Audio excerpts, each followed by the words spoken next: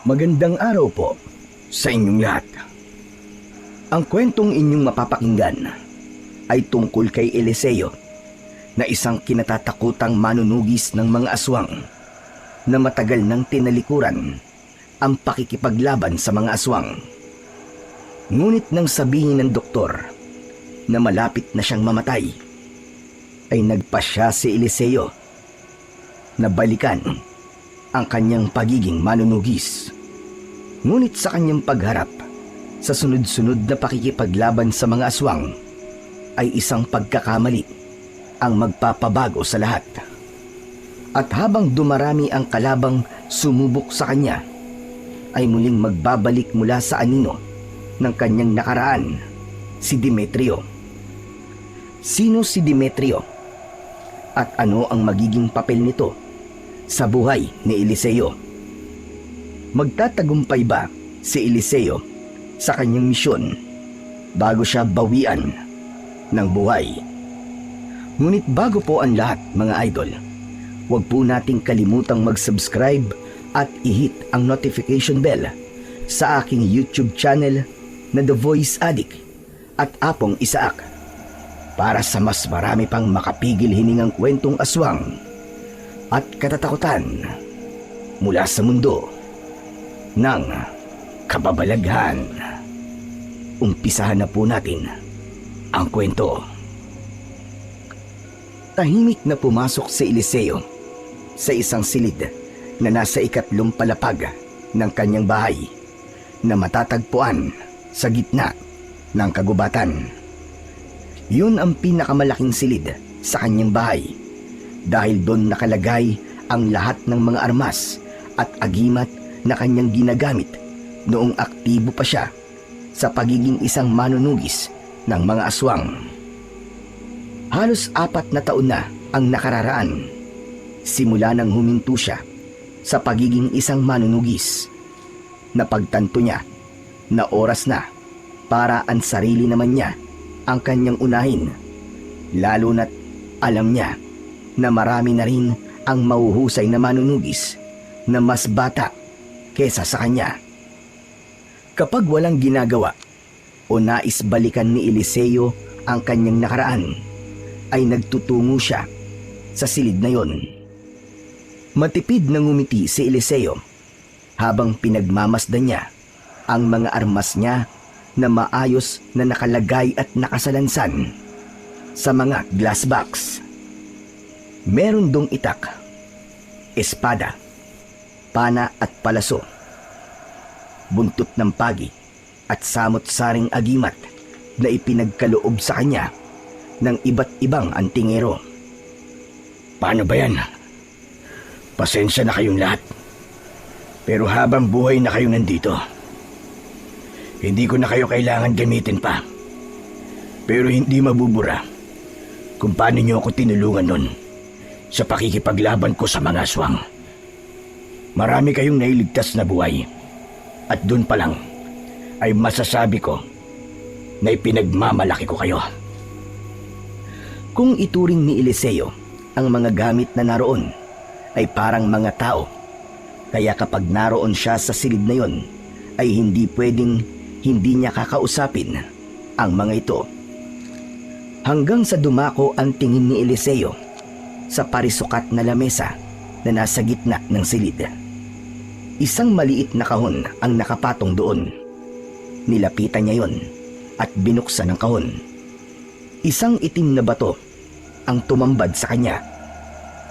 Napapitlag si Eliseo nang biglang bumukas ang pinto ng silid. Humahangos na pumasok ang kanyang nag-iisang kasama sa bahay na si Pido. Gaya niya ay walang pamilya si Pido at ito ang kahuli-hulihang tao na iniligtas niya mula sa mga aswang. Simula noon ay sumama na si Pido sa kanya at ayon dito bilang pagtanaw nito ng utang na loob ay habang buhay siya nitong pagsisilbihan. Boss! Boss Eliseo! Boss! Naalarma si Eliseo. Base sa itsura ni Pido ay parang may hindi magandang nangyayari.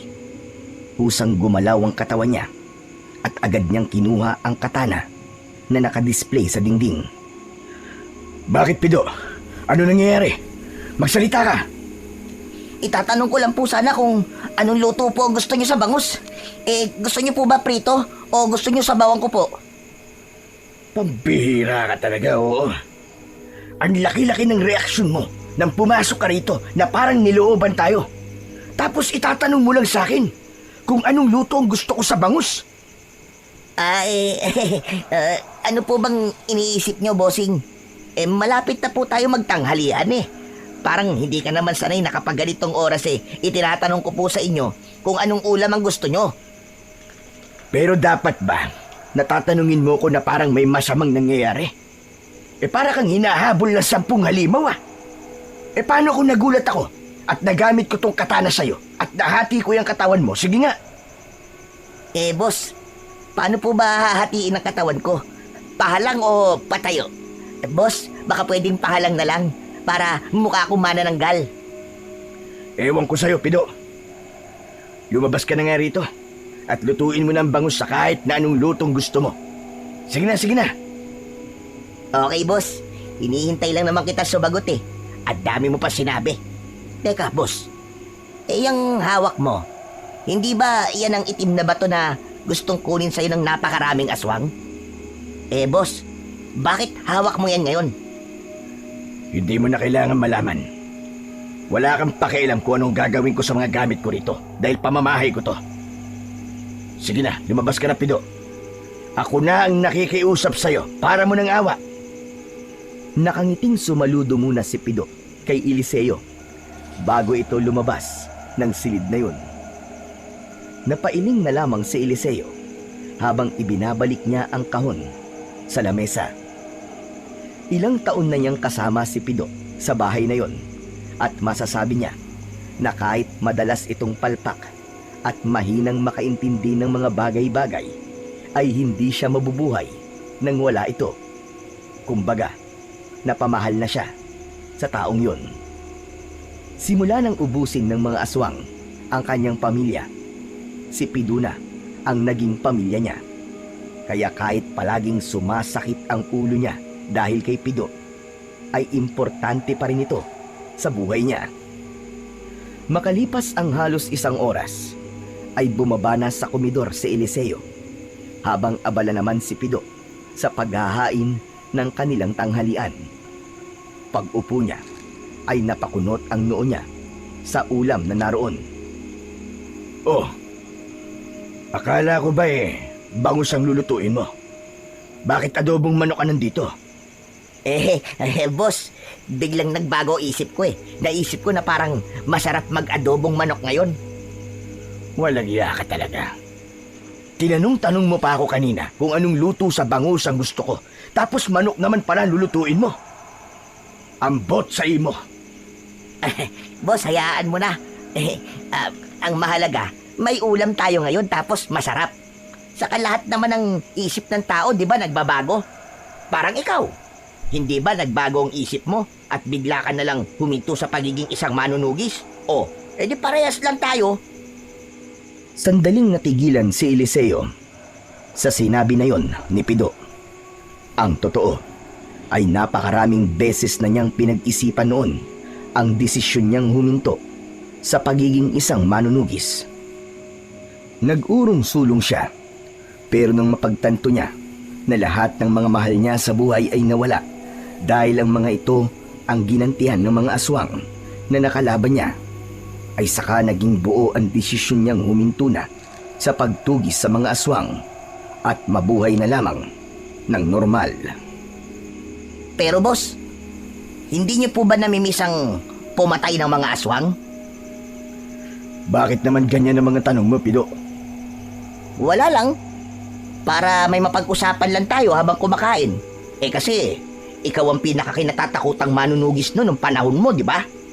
Lahat ng aswang, kapag narinig na ang pangalan ni Eliseo, ay naiihina sa takot. O di ba ganun yon? Yung iba, kusa na nilang pinapatay ang sarili nila. Kumbaga nasa dugo mo na ang pagpatay sa mga aswang. Kumbaga kakambal mo na yon. Ilang taon mo nang ginagawa yun? Kaya, naitanong ko, kung hindi ba hinahanap ng katawan mo yung mga dati mong ginagawa, yung mga nakasanayan mo na? Hindi, Pido. Ang bilis ng sagot, hanep pa. Parang hindi pinag-isipan. Sa hindi ko nga hinahanap Anong magagawa ko? Parang ayoko maniwala. Hindi ko kailangan maniwala ka sa sagot ko. Problema mo na yun kung ayaw mo. Wala man lang paliwanag kung bakit. Alam mo, Pido, kumain na lang tayo. Hindi yung ang dami-dami mo pang tanong. Boss naman, parang nga may topic tayo habang kumakain. Ngumuso si Pido at saka ipinagpatuloy ang pagkain. Ngunit sa loob ni Eliseo ay alam niya ang totoong kasagutan sa tanong na yun ni Pido.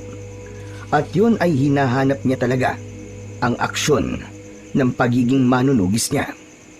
Minsan pa nga ay pinag-iisipan niya ng bumalik sa ganung gawain.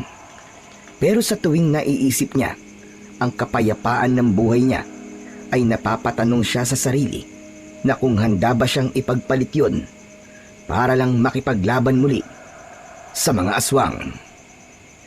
Para kay Eliseo ay tapos na ang panahon niya.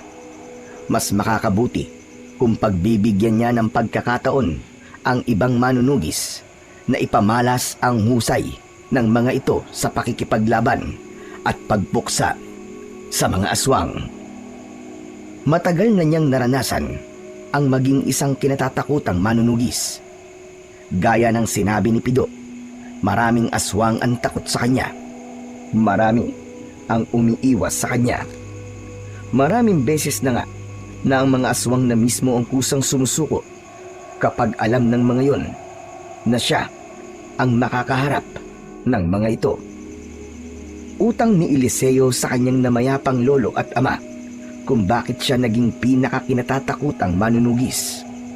Ang dalawa ang nagsanay at naghubog sa kanya para maging ganon.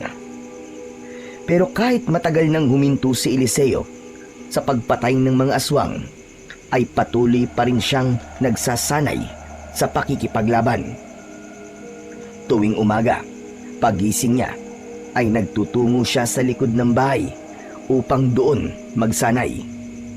Iniiwasan niyang mabulok ang husay niya sa pakikipaglaban. Kaya niya yon ginagawa. Isang umaga, habang abala si Eliseo sa pagsasanay sa paggamit ng buntot ng pagi, ay biglang dumating si Pido at pinalakpakan siya. Napahinto siya at napakunot ang noo. Anong ginagawa mo rito, Pido? Hindi ba sabi ko sa'yo, kapag nagsasanay ako ay wag mo akong iniistorbo? Ilang beses ko man dapat sabihin yan sa'yo? Pambihira ka naman. Ang hirap mong umintindi. Si boss naman ang aga-aga, ang sungit-sungit. Sige ka, tatanda ka niyang kagad. Alam mo, bossing, natutuwa lang kasi ako na hanggang ngayon ay mahusay pa rin ang mga galawan mo. Wala kang pinagbago, wala kang kupas, bossing. Pero sabi mo, hindi ka nababalik sa pagiging manunugis, di ba? Bakit nagsasanay ka pa rin? Huwag kang nakikialam. Ito ang ehersisyo ko. Palibasa kasi, puro ka upo at higa Grabe ka naman, bossing. Hindi mo ba nakikita yung pagluluto ko at paggawa ng mga gawaing bahay? Nakakasakit ka ng damdamin, ha? Magsasalita pa sana si Eliseo nang biglang nanlabo ang kanyang paningin. Pumikit siya at muling nagmulat, pero mas lalong lumabo ang kanyang mata. Kasunod noon ay nakaramdam siya ng matinding pananakit ng ulo na parang mawawala na siya ng ulirat. Nabitiwan niya ang buntot ng pagi at sinubukang ihakbang ang paa, pero hindi niya magawa.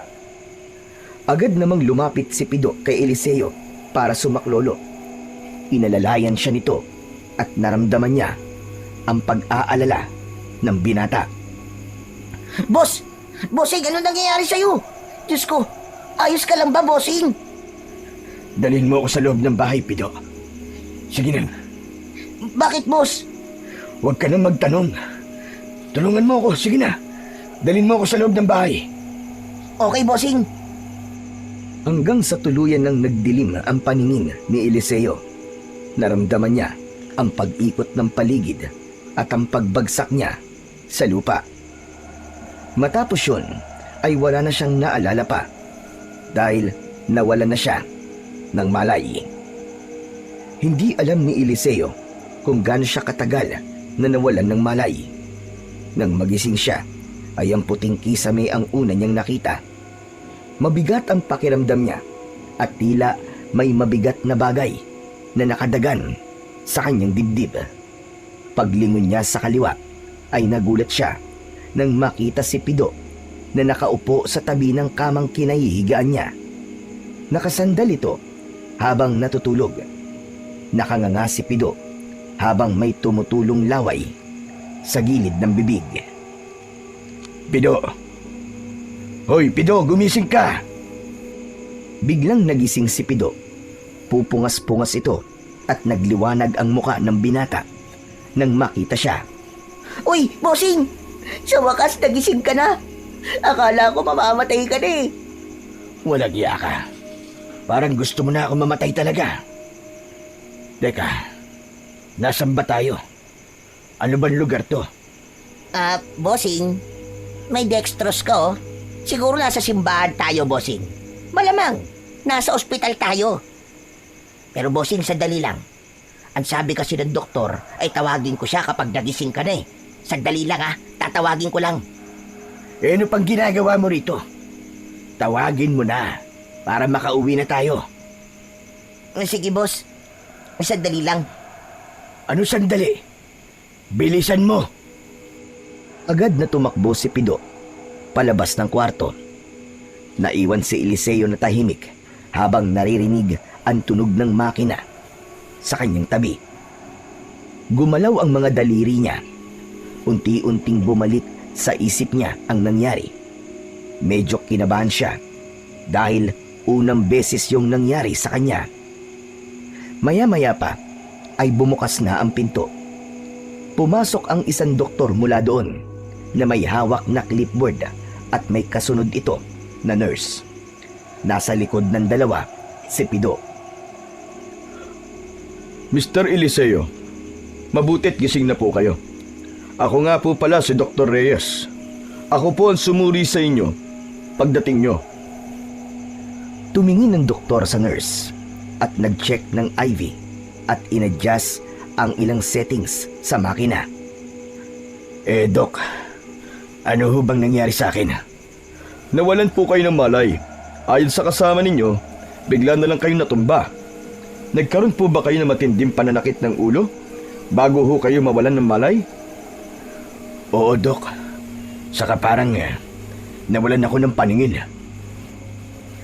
Isinailalim po namin kayo sa ilang test para malaman ang sanhi ng inyong pagkawala ng malay gaya ng CT scan, ECG, para po sa inyong puso, complete blood count at iba pang blood chemistry test para masukat ang kondisyon ng inyong atay, bato at asukal sa dugo. Nag-request din po kami ng neurological exam para masuri naman po ang inyong response at reflexes. Doc, tapos na ho ba ang lahat ng test? Pwede na ho ba akong umuwi? Inaantay na lang po namin ang kabuoang resulta. Sa ngayon po, maayos naman ang vital signs nyo. Pero ipapayo kong manatili muna kayo rito hanggang lumabas lahat ng findings. Tumango si Eliseo at hindi na niya pinilit ang kagustuhan niyang umuwi. Nakinig na lang siya sa sinabi ng doktor. Dumapo ang tingin niya kay Pido na muling umupo sa tabi ng kanyang kama. Hindi ito nagsalita pero alam niyang kabado ito. Ngunit malaki ang paniniwala ni Eliseo na wala siyang dapat ikatakot tungkol sa kanyang kalusugan. Alam niya na ang biglaang pagkahimatay niya ay sanhi lamang ng pagod at kung minsan ay kakulangan niya ng tulog. Habang naghihintay ng resulta ng mga test, ay tahimik lang na nakahiga si Eliseo. Pinilit niyang maging positibo Pero hindi niya alam kung bakit bigla siyang kinabahan. Paulit-ulit siyang tumingin sa orasan at pakiramdam niya ay napakabagal ng oras. Si Pido naman ay nasa tabi lang niya. Gumagawa ito ng kung ano-anong bagay para maaliw siya. Nagdodrawing ito ng kung anong larawan sa papel at ipinapakita pa sa kanya. Minsan ay sumisilip sa bintana at nagkikwento ng mga nakikita nito sa labas kahit hindi naman tinatanong. Kahit hindi sumasagot si Eliseo, patuloy lang si Pido sa pagsubok na patawanin o pasayahin siya. Maya-maya pa ay nakaramdam si Eliseo na kailangan niyang gumamit ng banyo. Bumangon siya at bumaba mula sa kama. O bossing, anong gagawin mo? Saan ka pupunta? Huwag kang OA. Magbabanyo lang ako. Samahan na kita, bossing. Hindi ako baldado, Pido ah. Kaya kong sarili ko. Mag-isang pumasok si Eliseo sa banyo. Binuksan niya ang ilaw at isinara ang pinto. Umupo siya sa toilet bowl at habang naroon siya ay narinig niyang bumukas ang pinto ng silid. Maya-maya pa ay narinig niya ang pag-uusap ni Pido at ng doktor. Nandito na po ang resulta ng mga test ni Mr. Eliseo. Nasaan po siya? Dok, gumamit lang po saglit ng banyo. Pero pwede bang sabihin niyo na po ang resulta ngayon sa akin? Sa kasamaang palad, may nakita po kaming abnormalidad sa kanyang CT scan. May tumor po sa utak si Mr. Eliseo. Hindi na po ito operable sa kasalukuyang kondisyon niya. Biglang natahimik ang buong silid.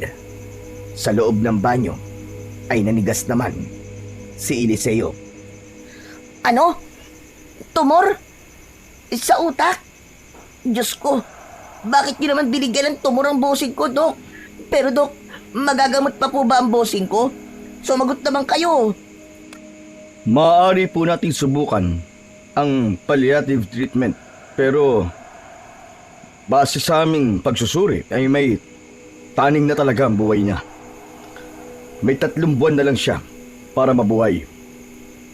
3 buwan? Dok, 3 buwan lang? Hindi ba niyo magagawa ng paraan yun na madagdagan? Kahit gawin niyo na lang pong 3 taon. Hindi ako Diyos para gawin yan. Pero mas makakatulong kung sasabihin niyo to sa kanya ng mahinahon. Diyos ko, sa dami ng sakripisyo at kabayanihan na ginawa ng bossing ko, bakit ganito pa ang mangyayari sa kanya? Hindi niya to kailangan malaman, Dok. Hindi niya to kailangan malaman. Kailangan niyang malaman dahil siya ang pasyente. Okay, Dok. Hayaan niyong ako na lang ang magsabi sa kanya. Tinapos na ni Eliseo ang kanyang ginagawa sa banyo. Lumabas na siya at lumapit agad si Pido sa kanya. Hinawakan nito ang isa niyang kamay at diretsyong tumingin sa mga mata niya. Bossing? May tumor ako sa utak at 3 buwan na lang ang tatagal ng buhay ko. Hala, paano mo nalaman, bossing? Sa lakas ba naman ng boses mo eh? Narinig ko ang lahat. Parang wala lang na naglakad si Eliseo papunta sa tabi ng bintana. Tinanaw niya ang labas. Gusto niyang umiyak pero pinigilan niya ang kanyang mga luha. Masakit para sa kanya na malaman na bilang na ang mga araw niya sa mundo. Ayaw pa niyang mamatay pero naisip niya na kung yun ang kaloob ng nasa itaas ay wala na siyang magagawa kundi ang tanggapin ang kanyang kapalaran. Binigyan si Eliseo ng doktor ng opsyon na magpagamot pero mas pinili niya na hintayin na lang sa bahay ang kanyang kamatayan. Ayaw niyang igugol ang natitira niyang mga araw sa ospital. Ang tanging nasa isip niya ay gawin ng mga bagay na alam niyang magpapasaya sa kanya. Matapos niyang pumirma ng waiver, ay nagdesisyon na siyang umuwi. Dahil mahina pa ang katawan, ay si Pido muna ang nagmaneho ng kanilang sasakyan. Nasa backseat naman si Eliseo ng kanyang sasakyan habang nakatanaw sa labas. Pido, dumaan muna tayo sa simbahan. Anong gagawin niya sa simbahan, bossing? Siguro mamamalengke. Baka mura ang kilo ng baboy at manok doon ngayon eh. Hala? Nagtitinda na ngayon ng baboy at manok sa simbahan? Aba, lumalagong kabuhayan din si Father, ha? Anak nang... Ewan ko sa'yo, Pido. Malamang magdadasal ako ron. Umangutango si Pido at makalipas ang ilang sandali ay inihinto nito ang kotse sa tapat ng isang maliit na simbahan. Sumama si Pido sa pagpasok ni Eliseo roon at naupo sila sa pinakaunang hanay. Hindi na matandaan ni Eliseo kung kailan siya huling beses na nagpunta sa simbahan, kahit ang pagdarasal ay nakalimutan niya ng gawin. Panginoon, patawarin mo ko kung nakalimot ako sa inyo. Kung ito man ang parusa mo sa akin, ay tatanggapin ko ng buo at bukal sa aking puso. Lord, parang awa niyo na, oh. Pagalingin ang bossing ko, Lord. Parang awa niyo na. Naiinis na lumingon si Eliseo kay Pido. Hindi na siya nakapagpigil at binatukan niya ito. Ano ka ba, Pido? Masyado kang iskandaloso. Ang ingay mo. Hindi mo ba nakikitang nagdadasal ako rito? Pambihira tong taong to. Eh kasi, bossing, masyadong pabebe ang pagdadasal mo eh. Dapat intense para makarating kagad kay Lord. Pwede ba? Lumabas-labas ka na muna rito para makapagdasal ako na mapayapa. Okay, bossing. Pero nasan ba dito yung tindahan ng baboy at manok na sinasabi mo? Lalabas ka ba o sabay tayong lalabas at doon kita bubugbugin? Ito na nga, bossing, lalabas na eh. Ang init naman masyado ng ulo mo, bossing. Nagmamadaling lumabas si Pido. Nang wala na ito, ay doon na ipinagpatuloy ni Eliseo ng payapa at tahimik ang kanyang pakikipag-usap sa Panginoon. Humingi siya ng gabay at lakas ng loob para matanggap niya ng buo ang kanyang kapalaran, kahit ang totoo ay napakabigat nun sa kanyang dibdib. Sa mga lumipas na araw ay pinilit ni Eliseo na iproseso ang lahat, kahit sinabi niya sa sarili na susulitin niya ang mga nalalabing araw niya sa mundo, ay hindi pa rin niya yon magawa. Kaya naman, madalas siyang mag-isa at walang imik. Mas dumami ang oras niya sa silid kung nasaan ang kanyang mga kagamitan nung siya ay isang manunugis pa. Patuloy niyang kinestyon ang Diyos sa kapalarang ibinigay nito sa kanya, dahil kahit gusto pa niyang mabuhay hanggang sa uugod-ugod na siya, ay nais naman ng Diyos na mamatay siya na hindi pa umaabot sa ganung edad. Isang umaga, nasa harapan ng kanyang bahay si Eliseo. Nakaupo siya sa tumba-tumba habang nakatanaw sa malawak na kagubatan na nasa kanyang harapan. Sa lamesang nasa kaliwa niya ay may isang tasa ng kape na lumamig na. Mula sa loob ng bahay ay lumabas si Pido na hawak ang cellphone nito. Umupo ito sa mahabang hagdan na malapit kay Eliseo. Pido, kapag namatay ako, ay ikaw na ang bahala sa bahay ko. Yung kahon kung saan nakalagay ang itim na bato ay isama mo sa aking kabaon. Hindi yun maaaring makuha ng kahit na sinong aswang, dahil alam kong gagamitin nila yun sa kasamaan.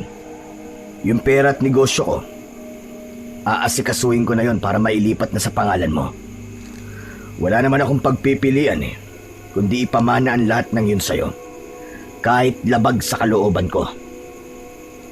Hinintay ni Eliseo ang reaksyon o sasabihin ni Pido, pero makalipas ang ilang segundo ay nanatili itong tahimik. Nang tignan niya ito, ay tutok na tutok ang mata nito sa cellphone na ikinainis ni Eliseo. Pido! Hoy, Pido! Bakit, bossing? May sinasabi ka? Anak ng 7 kagaw, oo. Kanina pa ako nagsasalita rito, pero hindi ka pala nakikinig. Sinasabi ko na nga be, at walang magandang maidudulot sa'yo mga ganyang teknolohiya eh. Masyado kang nagpapalamon sa mga gadget. Sorry na kagad, bossing. Ang bilis mo naman magtampo. Kasi may nabasa akong balita dito sa social media eh. Ito, ipapakita ko sa'yo. Hindi na. Hindi na kailangan. Sigurado ako na ipapalabas din ng balita ngayon mamaya sa telebisyon. Hindi ka sigurado, bossing. Saka mamayang gabi pa ang balita sa TV. Basahin nyo na ngayon to at sigurado ako na magkakaroon ka ng interes sa balitang to. Maniwala ka. Tumayo si Pido at lumapit kay Eliseo. Ipinakita nito ang nasa screen ng cellphone nito at binasa naman yun ni Eliseo sa kanyang isip. Habang binabasa niya yon, ay hindi niya mapigilang malungkot sa balitang naroon. Isang aswang ang umatake sa isang baryo at marami ang nasawi. O, di ba? Sabi ko na sa inyo eh, makukuha nito ang interes mo, bossing. Grabe na talaga ang panahon ngayon. Nasa digital world na tayo pero wala pa rin takot na mga aswang sa pagpatay sa mga tao. Mabuti na lang talaga at nandito tayo sa lugar kung saan walang aswang ang makakakita sa atin. Natigilan si Eliseo at nahulog siya sa malalim na pag-iisip. Hindi lingid sa kanyang kaalaman na marami pa ring aswang ang umaatake sa mga liblib na baryo, lalo na yung mga malalayo sa kabiasnan. At dahil sa naisip niyang yun, ay isang ideya ang biglang pumasok sa kanyang isipan. At dahil sa isang ideyang yun, ay isang malaking ngiti ang sumilay sa kanyang mukha. Nagtatakang napatingin naman si Pido kay Eliseo. Aba, teka. Bakit naman ganyang kalaki ang ngiti mo, bossing? Abot hanggang tenga. Parang ang saya-saya mo pa na maraming tao nang napatay nung aswang na yun dito sa balita. Hindi para dyan ang ngiti kong ito. Alam mo kasi, simula nang malaman ko na 3 buwan na lang ang itatagal ng buhay ko, ay araw-araw ako nag-iisip ng paraan kung paano ko igugugol ang natitira kong mga araw ng masaya. Hindi ko naman magawang maging masaya dito sa bahay kasi ikaw lang ang kasama ko. Grabe naman yung bunganga mo, bossing, pasmado. Pero ngayon, ay alam ko na kung paano ako magiging masaya, Pido. Alam ko na yung iniisip mo. Gabi-gabi tayo magiinuman dito sa bahay mo at iba't ibang babae ang dadali natin dito, bossing. Puro talaga kahalayan ang nasa utak mo. Gagawin mo pang beer house tong bahay ko. Bossing, kung di yun ang nasa isip mo, ano yun? Marahang tumayo si Eliseo. Tumingin siya sa malayo bago sumagot. Babalik ako sa bagay na nagpapabuhay ng aking dugo noon. Makikipaglaban ulit ako sa mga aswang. Ano? Magiging manunugis ka ulit, bossing? Tama ka, Pido. Gusto kong gawin ng isang bagay na matagal kong ginawa sa mahabang panahon. At yun ay ang pakikipaglaban sa mga aswang. Nang sa ganun, bago ako bawian ng buhay, ay masasabi ko na hanggang sa aking huling hininga ay ginawa ko ang isang bagay na mahal ko. At kahit nasa kabilang buhay na ako, ay wala akong pagsisisihan. Ibig sabihin magpupunta tayo sa iba't ibang baryo na inaatake ng mga aswang, bossing? Aba, bossing, nakakapagod yun. Kung ako sa inyo, bossing mag-chill-chill na lang kayo. Magbakasyon tayo sa iba't ibang bansa, all around the world. Para naman makalabas na ako ng Pilipinas. Wala kang pakialam kung yun ang gusto kong gawin. At isa pa, sino may sabi na babiyahe pa ako para maghanap ng aswang? Ang mga aswang ang pupunta sa kinaroroonan ko. Sa gagawin ko na to, sigurado ko na magkukumahog silang hanapin ako para patayin. Teka. Naguguluhan ako Hindi ko magets ang sinasabi mo, bossing Pero kung ano man yan, ay bahala ka na sa buhay mo. Sigurado naman ako na hindi ka na magpapapigil sa akin Muling napangiti si Eliseo habang unti-unti niyang binubuo ang plano sa kanyang isipan. Wala pa man ay tila nabuhayan na kagad siya ng dugo sa mga mangyayari sa mga susunod na araw sa buhay niya. Nang sumunod na araw ay nagtungo si Eliseo sa isang liblib na baryo sa paanan ng bundok kung saan nakatira si Apong Uroy na isang matandang albularyo na kilala hindi lang dahil sa kakayahan sa panggagamot kundi dahil na rin sa malawak nitong koneksyon sa mundo ng mga aswang. Kinausap ni Eliseo ang matanda at ipinag-utos niya rito na ipalaganap nito sa mga kilala nitong aswang na malapit na siyang mamatay at hinahamon niya ang sino man sa mga ito na subukan siyang patayin. Kung sino man ang makakapatay sa kanya ay hihirangin na pinakamalakas na aswang. Bukod doon ay makakatanggap din ito ng malaking halaga ng pera. Pag-uwi ni Eliseo sa kanyang bahay ay agad siyang nagtungo sa silid ng kanyang mga sandata. Isa-isa niyang kinuha ang mga sandata niya upang linisin. Sa kabila ng pagod at bigat ng katawan ay sinimulan niyang magsanay gamit ang mga sandatang yun.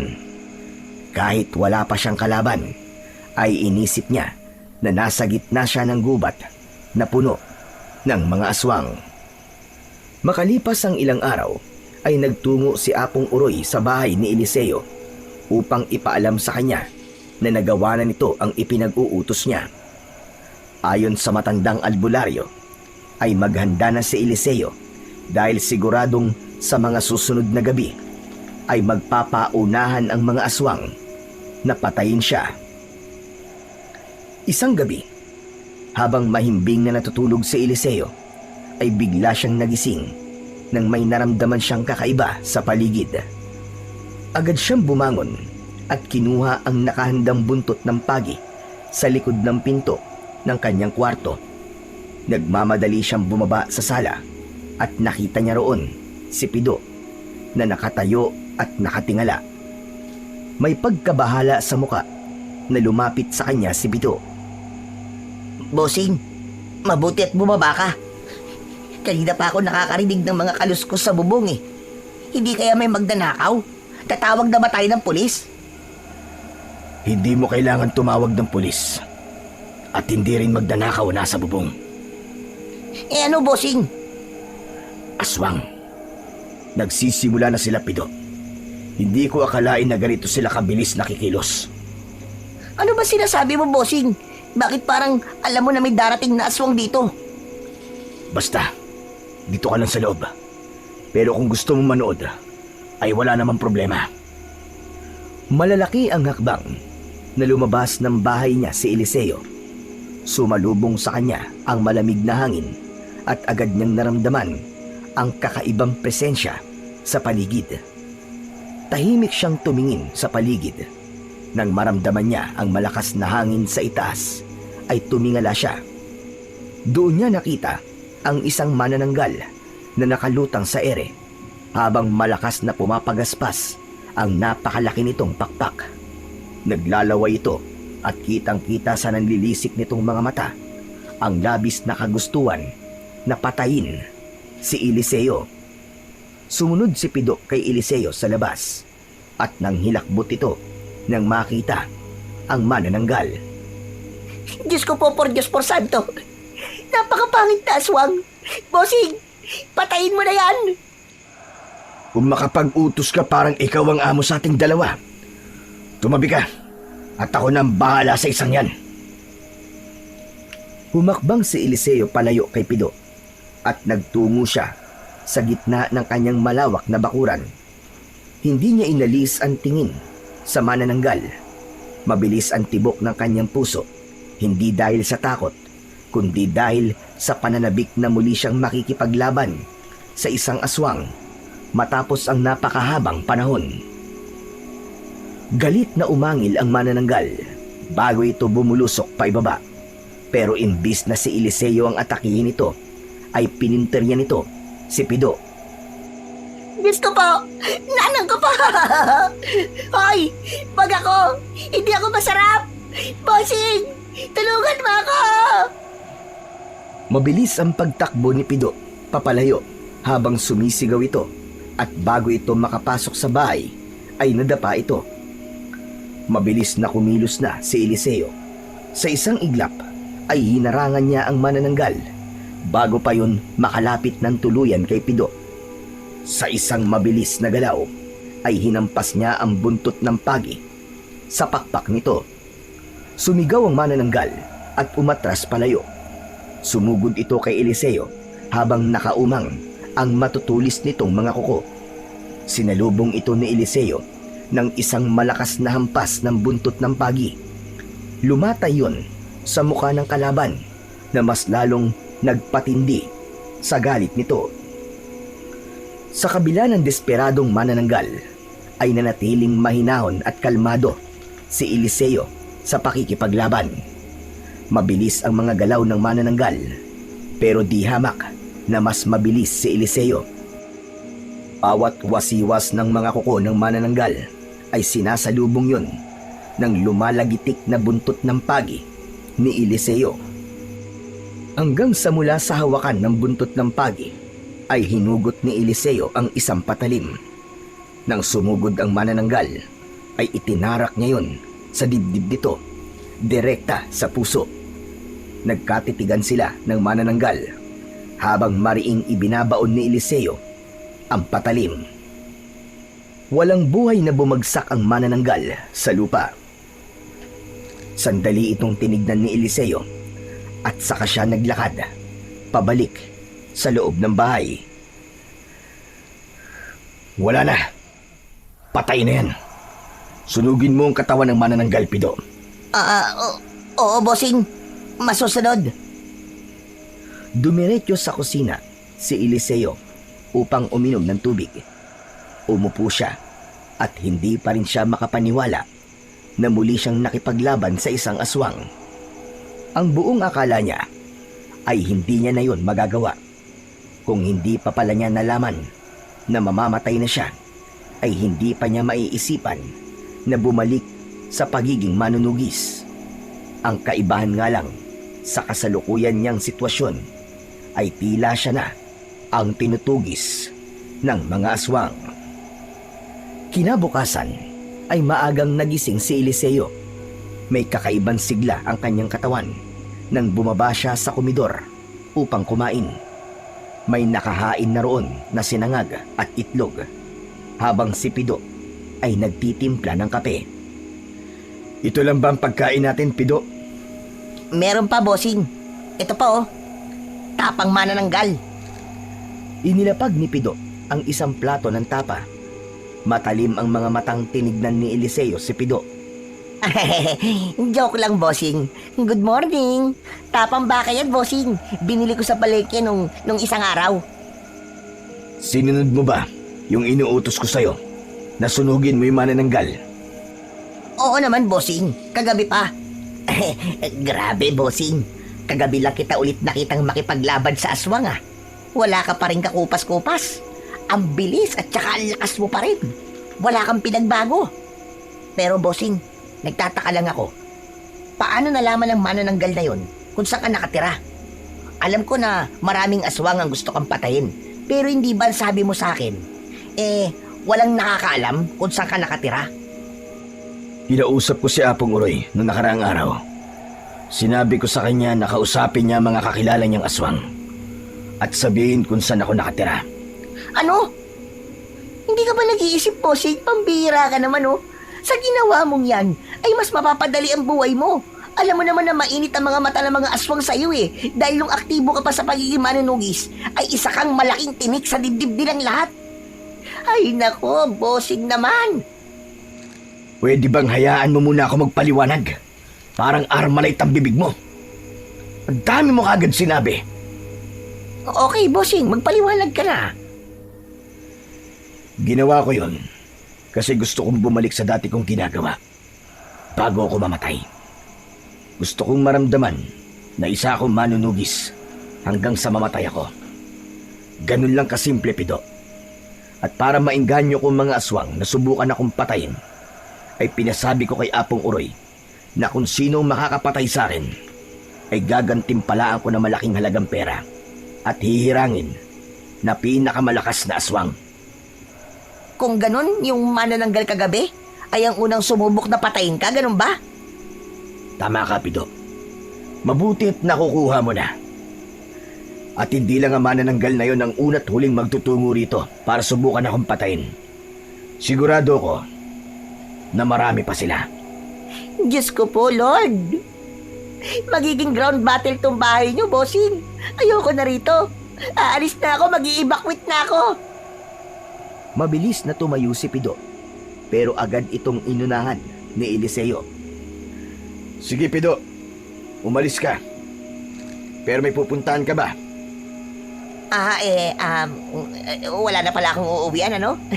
Pinatay na pala ng mga aswang ang buong pamilya ko. Muling naupo si Pido at humigop na lang ng kape. Pero, bossing, sigurado ka ba na kaya mong harapin ang mga aswang na darating para patayin ka? Kailangan kong kayanin dahil ginusto ko to. Alam ko na iisipin mo na pagpapakamatay itong ginagawa ko. Pero sa kamatayan din naman ang punta ko. Sa kagabi, habang nakikipaglaban ako doon sa manananggal, ay napakasaya ko, Pido. Para akong bumalik sa panahon na halos gabi-gabi ako nanunugis ng aswang. Ewan ko sa inyo, bossing. Iba na talaga kapag mayaman, no? Kung ano-ano nang naiisip. Pero kung yan na makakapagpasaya sa'yo, bossing, suportahan ta ka. Total mamamatay ka rin naman eh. Bahagyang natawa si Eliseo sa sinabi na yon ni Pido. Masaya niyang tinapos ang almusal. Alam niya na magiging magulo ang mga paparating na gabi sa buhay niya. Pero handa siya sa kaguluhan na yon. Para sa kanya, ang pakiramdam na naibibigay sa kanya ng pakikipaglaban niya sa mga aswang ay isang bagay na hindi kayang bilhin o bayaran ng kahit na anong halaga ng pera. Sa mga sumunod na gabi ay hindi na tumigil ang pagdating ng mga aswang sa bahay ni Eliseo. May dumating na tiktik, aswang na lakad at gabunan na lahat ay matagumpay niyang napatay. Bawat laban ay tila nagsilbing pagbabalik niya sa nakaraan. At sa bawat aswang na kanyang pinapatay, pakiramdam niya ay nadadagdagan ang kanyang buhay. Isang umaga, pinanood ni Eliseo ang paghila ni Pido sa isang walang buhay na katawan ng aswang. Gumawa na sila ng malalim na hukay sa likod ng bahay upang doon ihulog ang mga aswang na napapatay niya, at pagkatapos ay sinusunog ni Pido. Nang maihulog na ni Pido ang aswang sa hukay, ay binuhusan nito yon ng gaas at saka tinapunan ng posporo na may sindi. Nakangiwing lumapit si Pido kay Eliseo. Bossing, baka naman pwede mo akong bigyan ng salary increase. Ang usapan natin mga gawaing bahay lang ang tatrabahuhin ko eh. Hindi kasama tong pagdidispatcha sa katawan ng mga aswang na napapatay mo. Hanggang kailan ko ba ito gagawin, bossing? Hanggang buhay pa ako, Pido. Pero huwag ka mag-alala. Kapag namatay na ako, ay sa'yo ko iiwan ng lahat ng meron ako. Mula sa pera, sa bahay na to, at ang aking mga negosyo. Sumingot si Pido. Walang tigil ang luha nito. Lumambot ang puso ni Eliseo dahil yon ang unang beses na nakita niyang umiyak si Pido. Dahil sa pag-iyak nito ay naramdaman niya kung gaano siya kahalaga rito at kung gaano siya kamahal nito. Umiiyak ka ba? Dahil nalulungkot ka kasi mamamatay na ako? Hindi ako umiiyak, bossing. Yung usok kasi na sinusunog natin na aswang Napupunta sa mata ko yung usok, ang apde. Pwede bang pumasok na tayo, bossing? Walang iya ka. Akala ko naman kaya malungkot ka kasi mamamatay na ako. Nauna nang pumasok sa loob ng bahay si Eliseo. Agad namang sumunod si Pido sa kanya. Paakyat na sana siya sa kanyang kwarto nang biglang nagsalita si Pido Kaya napahinto siya. Pero bossing, alam mo, malulungkot talaga ako kapag namatay ka na. Mamimiss ko yung pagsigaw-sigaw mo sa akin. Yung palagi mong pagsusungit. Pero, wala na tayong magagawa, bossing eh. Talagang mamamatay ka na eh.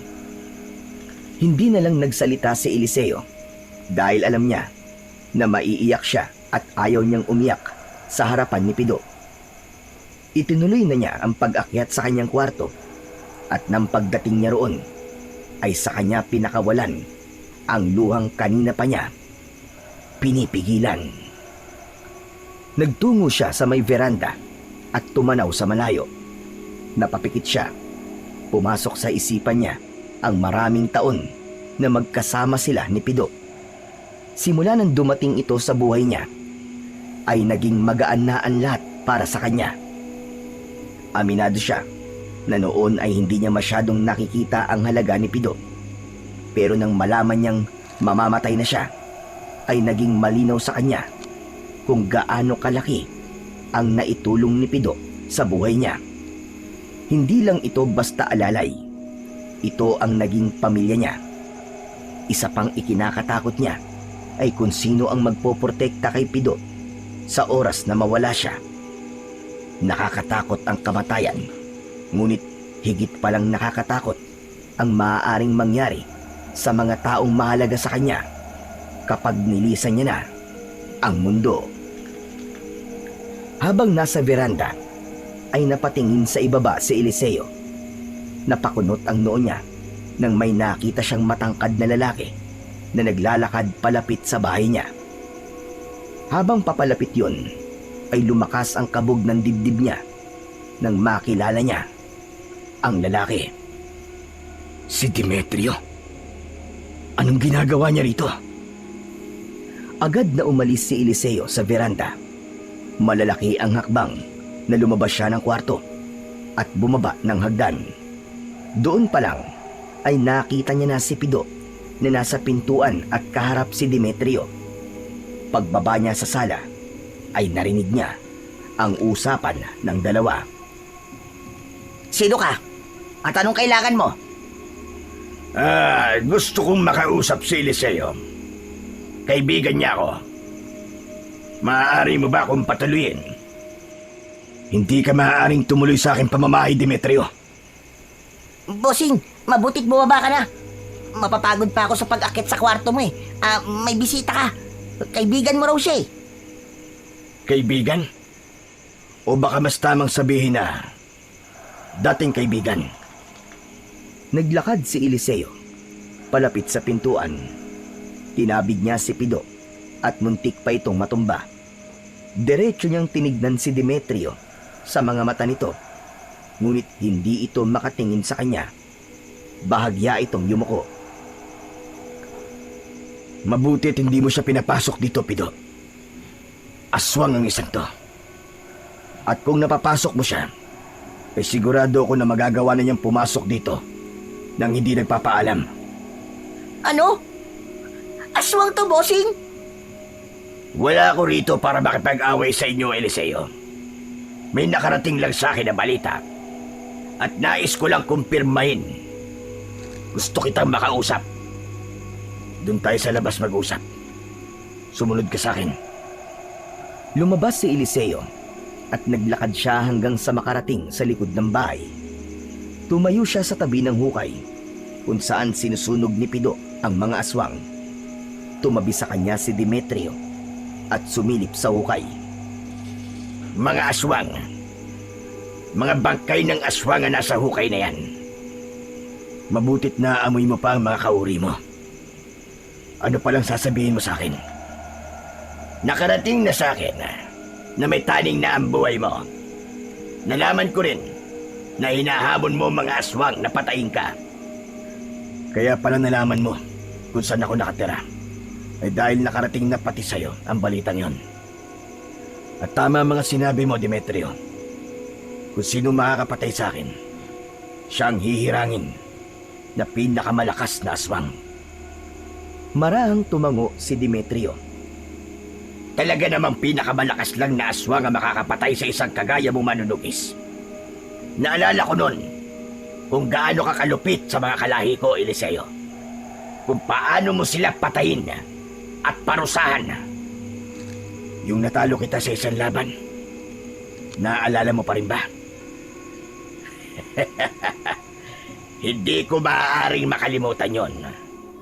Lalong-lalo na nang kunin mo sa akin ang itim na bato.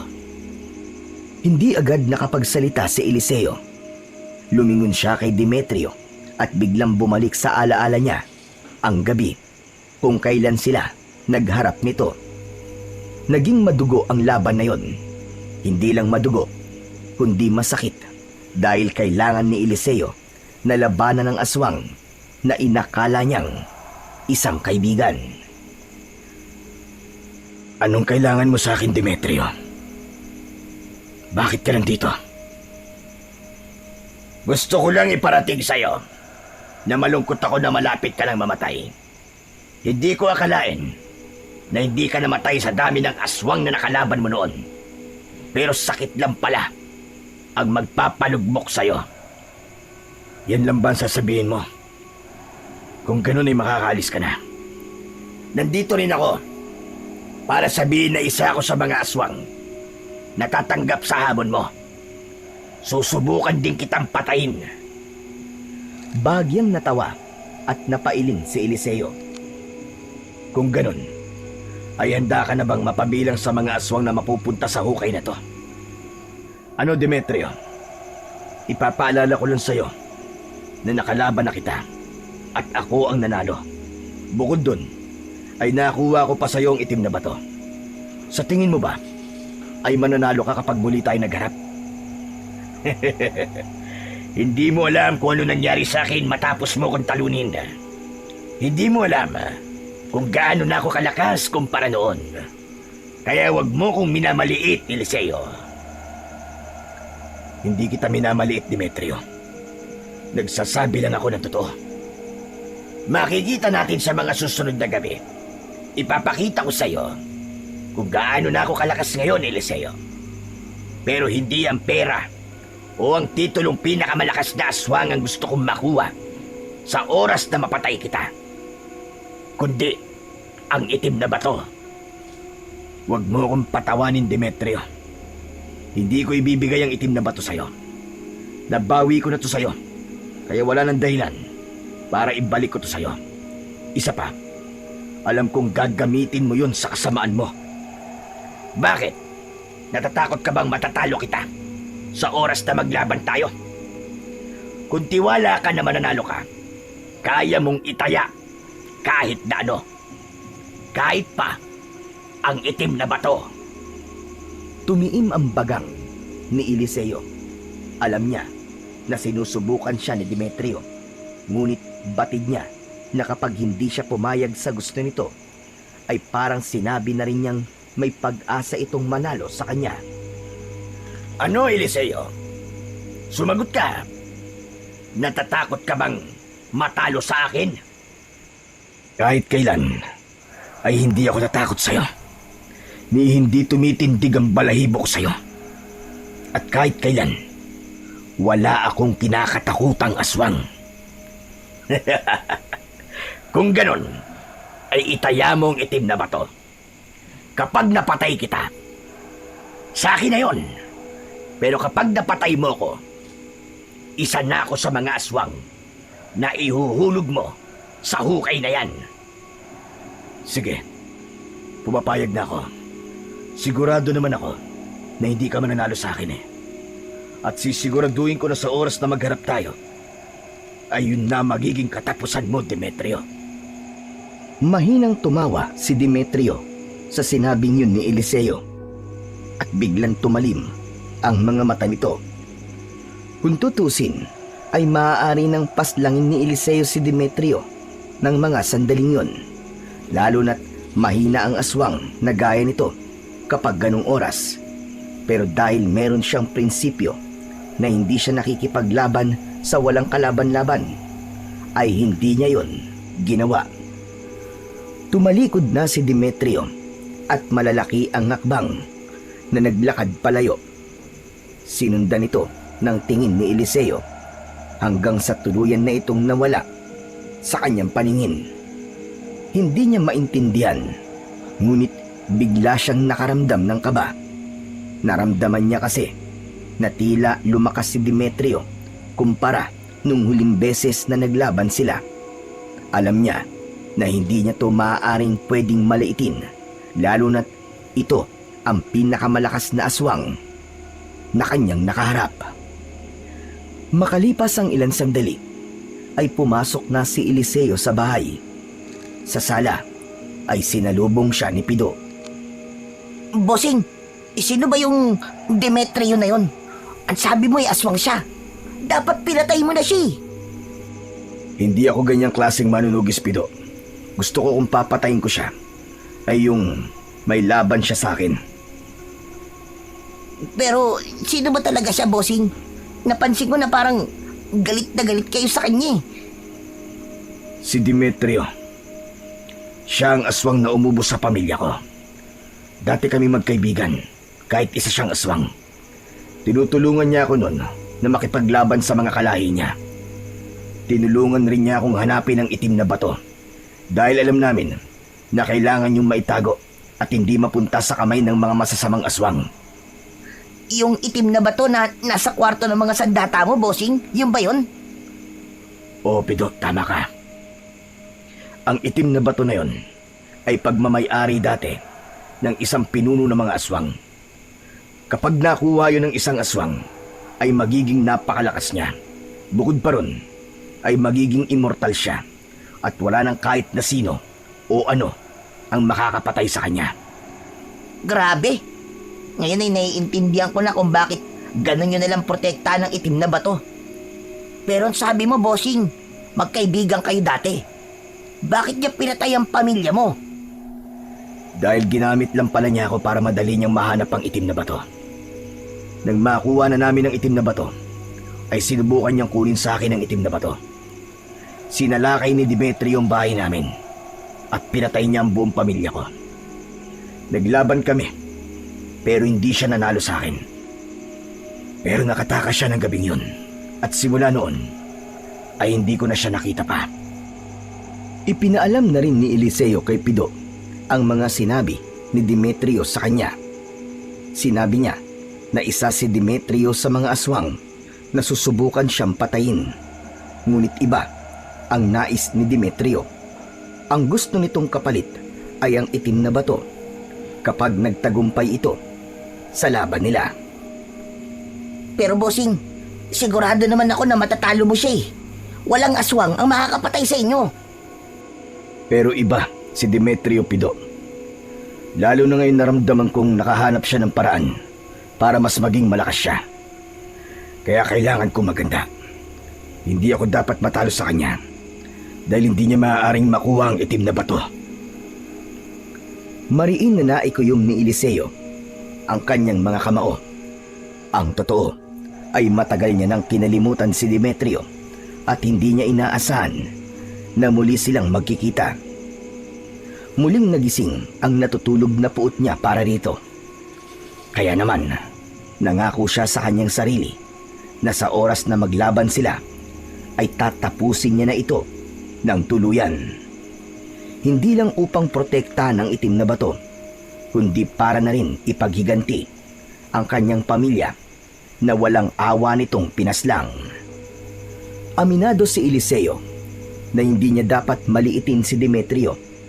Kaya ng mga sumunod na araw ay iginugol niya ang kanyang oras sa matinding pagsasanay. Inorasyonan niya ang kanyang mga agimat upang muli niyang magamit ang mga yun. Alam niya ang paparating na laban nila ni Demetrio ay ang laban na hindi niya makakalimutan at dadalhin niya hanggang sa kabilang buhay. Isang gabi, matapos maghapunan, ay nagtungo muna sa sala si Eliseo. Binuksan niya ang telebisyon upang maglibang kahit sandali. Habang si Pido naman ay niligpit na ang kanilang pinagkainan upang hugasan ang mga yon. Habang nakatutok ang mata sa telebisyon, ay natigilan si Eliseo. Naulinagan niya na nagsasalita si Pido sa kusina na parabang meron itong kinakausap. Binalot siya ng kuryosidad kaya pinatay niya ang telebisyon at pinuntahan si Pido. Naabutan niya itong nakatayo sa may pintuan sa kusina. Yun ay pinto palabas ng bahay upang madali silang makapunta sa likod ng kanyang bahay. Pido, sino bang kinakausap mo dyan? Bossing, may naligaw kasing pusa eh. Mukhang nagugutom, nakakaawa. Bibigyan ko ng pagkain. Pwede ko ba itong papasukin, bossing? Parang ang ganda niyang alagaan eh.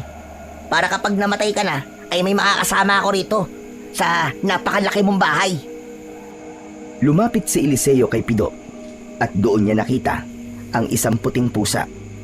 Biglang tumaas ang balahibo sa braso niya at habang nakatingin siya sa pusa ay may kakaiba siyang naramdaman. Ngunit hindi niya yon ipinahalata. Bagkus ay kalmado lang siya. Tama ka. Sa tingin ko nga'y magandang alagaan yan. Pero wag mo muna siyang papapasukin. At may kukunin lang ako. Sandali lang. Humarap si Pido sa pusa at kinausap yon. O ano, sabi ko na sa'yo, di ba? Mabait ang bossing ko. Pero wait ka lang dyan, ha? Sandaling umalis si Eliseo at kinuha niya ang garapon ng asin. Binuksan niya yon at dumakot siya. Pagbalik niya sa may pintuan, ay walang sabi-sabing sinabuya niya ng asin ang pusa. Umusok ang katawan ng pusa. Nalapnos ang balat nun at sa isang kisap mata ay naging tao ang pusa na labis na ikinagimbal ni Pido. Napangisi naman si Eliseo nang malaman niya na si Demetrio ang pusa na muntik nang papasukin ni Pido. Galit na nakatingin sa kanya si Demetrio habang puro lapnos ang balat nito. Bossing, hindi ba yan yung dati mong kaibigan na aswang? Tama ka, Pido. O ano, Demetrio?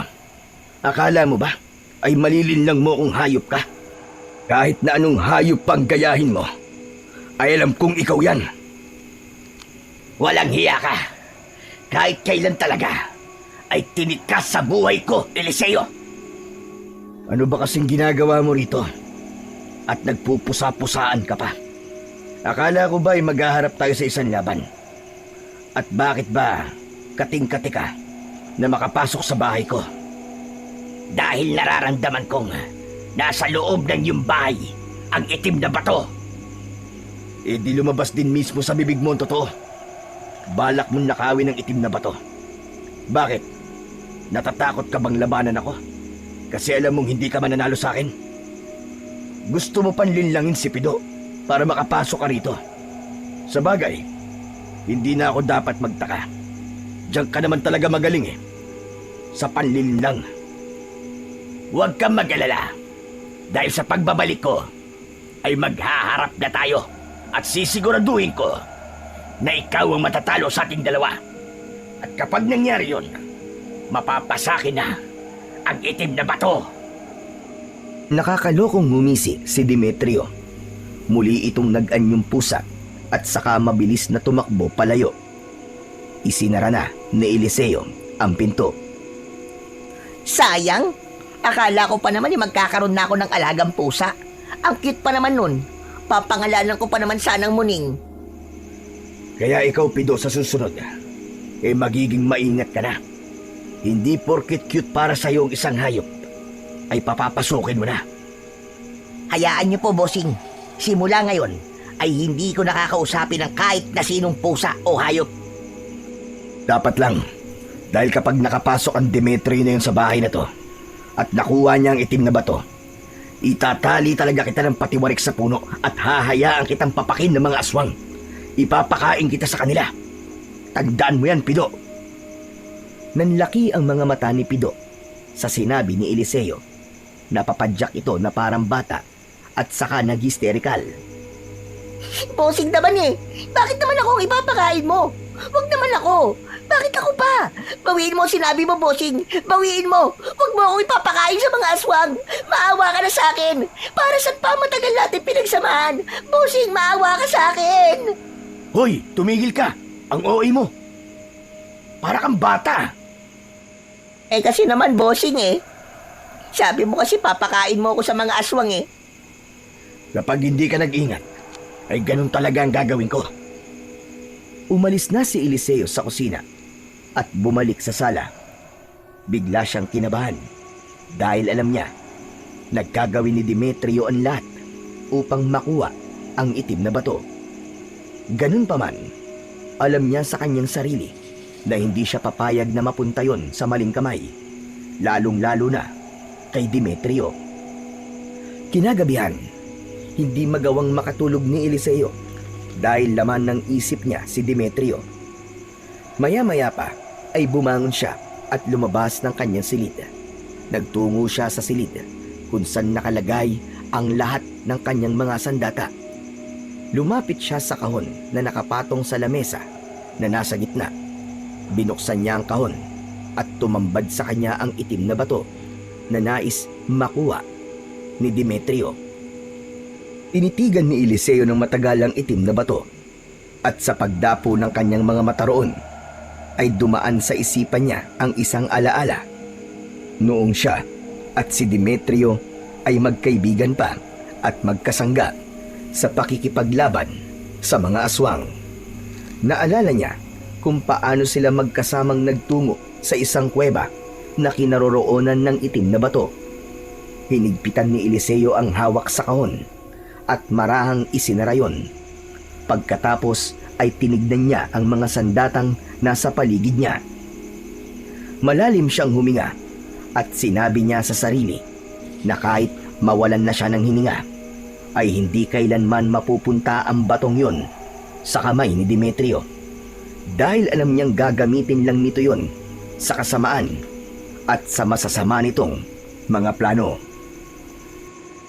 Kinabukasan ay isang hindi inaasahang bisita ang dumating sa bahay ni Eliseo. Binisita siya roon ni Apong Uroy upang makibalita sa mga nangyayari. Pinapasok ito ni Eliseo at binigyan ng merienda. Kumusta ka na, Eliseo? Kumusta na ang kalusugan mo? Heto po, wala ng 2 buwan at mamamatay na ako. Hindi ko naman nararamdaman ang sintomas ng sakit ko kasi abala ako sa pakikipaglaban sa mga aswang na halos gabi-gabi ay sinusubukan akong labanan at patayin. Pero kahit isa sa kanila ay walang nakakatalo o kahit nakakasugat man lang sa akin. Hindi na yan nakapagtataka. Dahil ikaw ang pinakamalakas at kinatatakutang manunugis ng mga aswang. Sadyang may mga aswang na iniisip na dahil may sakit ka at mamamatay ka na, ay kaya ka na nilang talunin. Pero malaking tulong din po sa akin na nakabalik na ako sa pakikipaglaban sa mga aswang. Ito po talaga ang gusto kong gawin sa mga natitirang araw ng buhay ko. Kaya lang, nakarating pala kay Demetrio ang hamon ko sa mga aswang, Apong Uroy. Pumunta siya rito at sinabi niya na gusto niyang subukan patayin ako. Si Demetrio, ang traidor na aswang na yon. Pero hindi pera o titulo na pinakamalakas na aswang ang dahilan kung bakit gusto niya na patayin ako. Ang gusto niyang kapalit kapag napatay niya ako ay ang itim na bato. Bumakas ang pagkabahala sa muka ni Apong Uroy. Alam kasi nito ang idudulot na panganib sa oras na mapunta kay Demetrio ang itim na bato. Huwag mong sabihin pumayag ka na ang itim na bato magiging kapalit kapag napatay ka niya. Pumayag ako, Apong Uroy, dahil tiwala ko na kaya kong talunin at patayin si Demetrio. Ewan ko, Eliseo. Pero hindi maganda ang pakiramdam ko sa desisyon mong yan. Alam mo kung gaano ka gusto ni Demetrio na makuha ang itim na bato. Dapat yata hindi mo na lang ako inutusan na ipaalam sa mga aswang kung saan ka nakatira. Posible talagang makarating kay Demetrio ang impormasyon na yon, sapagkat maraming aswang ang hanggang ngayon ay pinag-uusapan ka pa rin at gusto ka talagang paslangin. Sa tingin ko, ay tama lang ho na nalaman ni Demetrio kung nasan ako. Maganda rin na muli kaming nagkita upang bago ako mamatay sa aking sakit ay magawa kong ipagiganti ang aking pamilya. Kinakabahan ako sa laban na mangyayari sa pagitan yung dalawa. Kilala ko si Demetrio. Tuso siya. At sa lahat ng aswang na kilala ko, ay siya ang masasabi kong pinakamalakas. Kaya wag ka sanang maging kampante, Eliseo. Gawin mo ang lahat para manalo laban kay Demetrio. Nangangako po ko, Apong Uroy. Ako ang mananalo at hindi si Demetrio. Hindi ako papayag na mapunta sa kanya ang itim na bato. Aasahan ko yan, Eliseo. Hayaan mo at isasama ko sa dasal ko ang tagumpay mo. Marami pong salamat. Malaking bagay po yun para sa akin. Marahang tumango si Apong Uroy. Hindi na rin nagtagal ang matanda at nagpaalam na ito sa kanya. Nang dahil sa pag-uusap nila na yon ni Apong Uroy, ay mas lalong sumidi ang kagustuhan ni Eliseo na protektahan ang itim na bato laban kay Demetrio.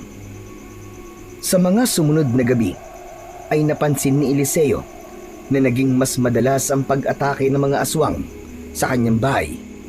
May isang beses na isang grupo ng mga aswang ang kinalaban niya at sa bawat laban niya ay pare-parehas ang nagiging resulta. Palagi siyang nananalo. Isang umaga, habang nag-aalmusal si Eliseo, ay umupo si Pido sa upuan nito at agad na kumuha ng pandesal at pinalamanan yon ng pritong itlog. Matapos kumagat ni Pido sa tinapay, ay agad itong nagsalita. Bossing, napansin ko lang na halos gabi-gabi ka nang nakikipaglaban sa mga aswang Hindi kaya mapagod ka niyan kapag nagkaharap na kayong dalawa ni Demetrio? May kutob ako na ang mga aswang na nakalaban ko noong mga nakaraang gabi ay ipinadala ni Demetrio. Gusto niya muna ako mapagod upang kapag nagkaharap na kami ay magkaroon siya ng tsansang manalo sa akin. Wow matindi rin pala talagang mag-isip ng strategy ang Demetrio na yon. Pero bossing, sigurado ka ba na kaya mo siyang talunin kung gabi-gabi ka nang nakikipaglaban sa mga aswang? Kailangan kong kayanin, Pido, dahil ang itim na batong nakasalalay dito. Alam mo mangyayari kapag napunta yung kay Demetrio? Mas lalo siyang lalakas at wala nang makakapatay sa kanya. Huwag ka mag-alala, bossing. Tutulungan kitang protekta ng itim na bato. Sisiguraduhin kong hindi yun makukuha ng Demetrio na yun. Over my dead body. Bakit? May nakikita ka bang kahina-hinalang hayop na umaaligid sa bahay? Wala naman, bossing. Pero basta, akong bahala, bossing. Trust me. Hindi binigyan ng pansin ni Eliseo ang sinabi ni Pido. Sanay na siya rito na kung ano-anong bagay ang lumalabas sa bibig nito. Isa pa, alam niya na walang kakayahan si Pido na protektahan ng itim na bato at tanging siya lamang ang may kakayahan na gawin yun. Isang gabi, hindi na naman makatulog si Eliseo. Nasa veranda siya ng kanyang silid habang nakatingin sa bilog na buwan na bahagyang natatakpan ng makapal na ulap. Napangiti siya nang maalala kung paano siya nagsimulang maging isang manunugis. Aksidente lang ang lahat. Naglalakad sila noon ng kanyang lolo na isang kilalang manunugis ng aswang sa kanilang baryo. 10 taong gulang pa lamang siya ng panahon na yon nang isang aswang ang umatake sa kanila at hindi alam ni Eliseo kung paano niya nagawang patayin ang aswang gamit lamang ang kawayan na nakita niya sa tabi ng daan. Ang lolo ni Eliseo ang nakakita ng potensyal niya upang maging manunugis. Sa murang edad ay sinanay na siya nito sa paggamit ng iba't ibang sandata at mga agimat. Nang mamatay ang lolo niya nung binata siya, ay siya na ang pumalit dito bilang tagapagtanggol ng baryo nila mula sa mga aswang. Marami rin siyang nakilalang albularyo, antingero at iba pang mga manunugis na tinulungan siya upang lalong lumawig ang kaalaman niya sa kanyang ginagawa. Isang malalim na paghinga ang pinakawalan ni Eliseo. Aminado siya na simula ng seryosohin niya ang pagiging manunugis ay hindi na nagkaroon ng katahimikan ang buhay niya. Yun din ang naging daan upang mamatay ang kanyang asawa, anak at ang kanyang mga magulang. Pero ganun pa man, wala siyang pinagsisisihan sa daan na kanyang tinahak. Naniniwala siya na lahat ng nangyayari sa buhay niya ay may magandang dahilan at kailangan niyang magtiwala sa plano ng Panginoong Diyos para sa kanya. Kinaumagahan, gaya ng nakasanayan, pagbaba ni Eliseo sa komedor ay nakahain na ang almusal. Napansin ni Eliseo na hindi ganun karami ang pagkain na naroon. 2 lang ang itlog at ilang piraso lamang ang tinapay. Pido, bakit ito lang ang pagkain natin ngayon? Talagang nagtanong ka pa, bossing ha? 1 buwan na kaya ang nakalipas nung huling beses tayo nag-grocery. Wala lang laman yung pantry natin. Hindi ka naman nagbibigay sa akin ng perang pang-grocery. Ang dami mo naman kagad sinabi. Hayaan mo at bibigyan kita ng pera para makapag-grocery ka. Ayos! Anong oras tayo alis para magpunta sa bayan, bossing? Ikaw na lang ang umalis. Gamitin mo yung kotse ko. Basta't wag mong ibabangga ha. Ano? Bakit ako lang ang mamimili, bossing? Mahihirapan na naman ako sa pagbubuhat nito eh. Ang tamad mo talaga, bossing. Teka, sino ba ang amo sa ating dalawa ha? Saka hindi mo na ako pwedeng umalis dito sa bahay. At baka nagmamatsyag lang sa paligid si Demetrio at hinihintay na mawala ng tao dito. Mahirap nang masalisihan. Umaga naman ngayon, bossing eh, di ba? Saan sabi mo sa akin, hindi makakapasok dito sa bahay si Demetrio kung walang isa sa atin ang magpapapasok sa kanya. Kahit na, Pido, mabuti lang sigurado at baka makahanap pa siya ng paraan. Sa bagay, may point ka naman, bossing. Sige na nga, ako na lang ang mag-grocery tapos ikaw, dito ka na lang sa bahay. Magbantay ka rito ha. Saka gawin mo na rin yung mga gawaing bahay. Naiintindihan mo? Sige, gagawin ko ang lahat ng sinabi mo. Pero huling araw mo na to. Mag-empake ka na at umalis ka na. Naiintindihan mo? Si bossing naman no. Alam mong hindi ako matinong tao eh. Pinapatulan mo.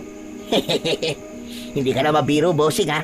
Hayaan mo, pagbalik ko, ay ako nang gagawa ng mga gawaing bahay. Gusto mo, habang naglalaba ako eh, minamasahe pa kita eh. Tumahimik ka na nga. Ang ingay mo talaga. Basta, gawin mo na lang ang mga kailangan mong gawin. At bumalik ka kagad dito. Huwag ka nang kung san-san papupunta. Pabirong sumaludo si Pido kay Eliseo. Napailing naman si Eliseo pero pigil ang kanyang pagtawa. Hindi niya talaga alam ang gagawin niya kung wala si Pido sa buhay niya. Ito ang palaging nagpapasaya sa kanya nang hindi nito nalalaman. Hindi agad nakaalis ng bahay si Pido para mamili ng mga kailangan nila sa kusina. Sandali kasing umulan kaya nalaman nila na may tumutulo sa kusina. Nang huminto ang ulan ay inayos muna nila ang butas. Matapos yun ay kumain na sila ng tanghalian at bandang hapon na nang maasikaso ni Pido ang pagtungo sa bayan. Sa pintuan ng bahay ay inabot ni Eliseo ang susi ng sasakyan niya kay Pido. Mag-iingat ka sa pagmamaneho ha. Huwag kang kaskasero. Wow, ang sweet naman ng bossing ko. Talagang nag-alala pa sa akin. Huwag ka mag-alala kasi mag-iingat ako. Promise. Sira ulo. Hindi ako sa'yo nag-aalala, kundi sa kotse ko. Nung nakaraan na minaneho mo yan binangga mo ba naman sa concrete barrier? Ang laki ng nagastos ko sa kasa nang dahil sa'yo. Aray ko. Akala ko pa naman sa akin ka nag-aalala. Pero bossing, sa dami ng pera mo, barya lang yun sa'yo. Yung pagpapagawa ng sasakyan mo. Nako, halos hindi ka nasaktan doon. Tumigil ka. Hindi naman porke marami akong pera magsasayang na ako. Ang sabihin mo, bossing, kuripot ka lang talaga. Ang pera mo parang bayawak na hinuhugot sa bulsa mo. O sige na, bossing, aalis na ako para makabalik agad ako. Yung listahan, dala mo ba? Baka mamaya may makalimutan ka pa. Dala ko na, bossing. Ang dami mo naman sinasabi. Hindi tuloy ako makaalis-alis eh. O sige na, umalis ka na. Bye, bossing. Huwag mo ako mamimiss, ha? Ngumiti ng malaki si Pido bago ito naglakad palabas ng bahay. Kailangan pang maglakad ni Pido ng halos 5 minuto bago nito marating ang kinaroroonan ng sasakyan ni Eliseo. Hindi na kasi yun kasya sa daan, papasok mismo sa bahay. Nang mawala na sa paningin ni Eliseo si Pido, ay sinarado niya na ang pinto. Umakyat siya sa kanyang kwarto upang magpahinga dahil nakakaramdam siya ng antok. Nang makahiga si Eliseo sa kanyang kama, ay agad siyang nakatulog. Nang magising si Eliseo, ay alas 5 na ng hapon. Bumangon siya at bumaba sa sala. Inasahan niya na nakauwi na si Pido dahil halos 3 oras na ang nakalipas simula nang umalis ito. Ngunit nagtaka siya dahil wala pa si Pido. Hinanap pa niya ito sa buong bahay at sa labas, pero wala pa talaga ito. Ano na namang nangyari kaya sa bokong na yun? At hindi pa umuuwi hanggang ngayon? Baka naglakwatsa pa ang siraulong yun ah. Nagtungo sa kusina si Eliseo upang maghanap ng pwedeng kainin dahil nakaramdam siya ng gutom. Ngunit nang nasa kusina na siya, ay may narinig siyang katok mula sa pinto sa harapan. Ang unang pumasok sa isip niya ay baka dumating na si Pido, kaya agad niyang binuksan ang pinto. Hindi nga siya nagkamali dahil si Pido ang naroon. Ano Pido? Bakit ngayon ka lang? Pasensya ka na, bossing, ha? Ang traffic kasi sa bayan eh. May nagbanggaan kasi. Nasa na mga pinamili mo? Nasa sasakyan pa, bossing. Mamaya ako na kukunin kasi kailangan kong gumamit ng banyo eh. E ano pang ginagawa mo? Pumasok ka na. Okay, bossing. Thank you. Nagmamadaling pumasok si Pido at dumiretso na ito sa banyo, habang si Eliseo naman ay ipinagpatuloy ang paghahanap ng pagkain sa kusina. Nakita niya na may natira pang ulam at kanin, kaya yun na lamang ang kanyang kinain. Habang kumakain ay lumabas na si Pido mula sa banyo at dumiretso sa itaas ng bahay.